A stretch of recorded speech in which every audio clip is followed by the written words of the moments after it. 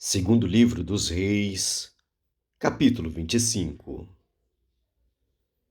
Sucedeu que, em 9º ano do reinado de Zedequias, aos 10 dias do 10º mês, Nabucodonosor, rei de Babilônia, veio contra Jerusalém, ele e todo o seu exército, e se acamparam contra ela, e levantaram contra ela tranqueiras em redor.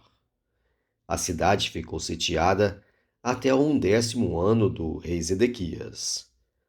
Aos 9 dias do 4º mês, quando a cidade se via apertada da fome e não havia pão para o povo da terra, então a cidade foi arrombada e todos os homens de guerra fugiram de noite pelo caminho da porta que está entre os dois muros, perto do jardim do rei, a despeito de os caldeus se acharem contra a cidade em redor.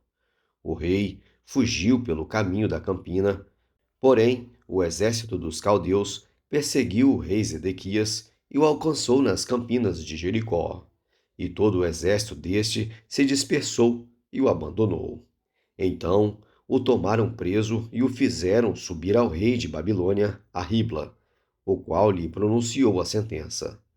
Aos filhos de Zedequias mataram à sua própria vista, e a ele lhe vazaram os olhos. Ataram-no com 2 cadeiras de bronze e o levaram para a Babilônia. O cativeiro de Judá.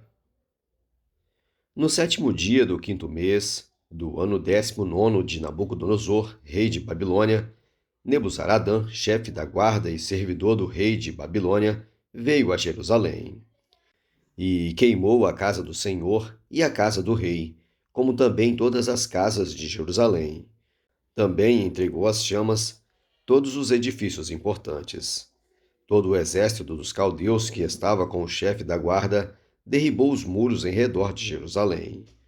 O mais do povo que se havia ficado na cidade, os desertores que se entregaram ao rei de Babilônia, e o mais da multidão, Nebuzaradã, o chefe da guarda, levou cativos.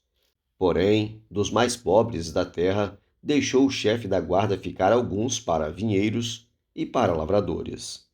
Cortaram em pedaços os caldeus as colunas de bronze que estavam na casa do Senhor, como também os suportes e o mar de bronze que estavam na casa do Senhor, e levaram o bronze para a Babilônia. Levaram também as panelas, as pás, as espividadeiras, os recipientes de incenso e todos os utensílios de bronze com que se ministrava. Tomou também o chefe da guarda os braseiros, as bacias e tudo quanto fosse de ouro ou de prata. Quanto às 2 colunas, ao mar e aos suportes que Salomão fizera para a casa do Senhor, o peso do bronze de todos estes utensílios era incalculável. A altura de uma coluna era de 18 côvados, e sobre ela havia um capitel de bronze de 3 côvados de altura. A obra de rede e as romãs sobre o capitel ao redor, tudo era de bronze. Semelhante a esta, era a outra coluna com a rede. Levou também o chefe da guarda a Seraías, sumo sacerdote, e a Sofonias, segundo sacerdote, e aos 3 guardas da porta. Da cidade, tomou um oficial, que era comandante das tropas de guerra, e a 5 homens do que eram conselheiros do rei e se achavam na cidade, como também aos escrivão-mor do exército, que alistava o povo da terra, e a 60 homens do povo do lugar, que se achava na cidade. Tomando-os Nebuzaradã, o chefe da guarda, levou-os ao rei de Babilônia, a Ribla. O rei de Babilônia os feriu e os matou em Ribla, na terra de Amate. Assim, Judá foi levado cativo para fora da sua terra. Quanto ao povo que ficara na terra de Judá, Nabucodonosor, rei de Babilônia, que o deixara ficar, nomeou governador sobre ele a Gedalias, filho de Aicão, filho de Safã. Ismael mata Gedalias. Ouvindo, pois, os capitães dos exércitos, eles e os seus homens, que o rei de Babilônia nomeara governador a Gedalias, vieram ter com este a Mispa, a saber, Ismael, filho de Netanias, Joanã, filho de Careá, Seraías, filho de Tanumete, o Netofatita, e Jazanias, filho do Maacatita, eles e os seus homens.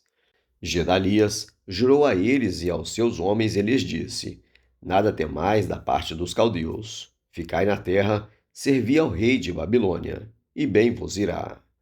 Sucedeu, porém, que no 7º mês veio Ismael, filho de Netanias, filho de Elisama, da família real, e 10 homens com ele, e feriram a Gedalias, e ele morreu.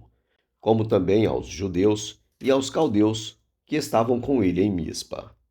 Então se levantou todo o povo, assim os pequenos como os grandes, como também os capitães das tropas, e foram para o Egito, porque temiam os caldeus.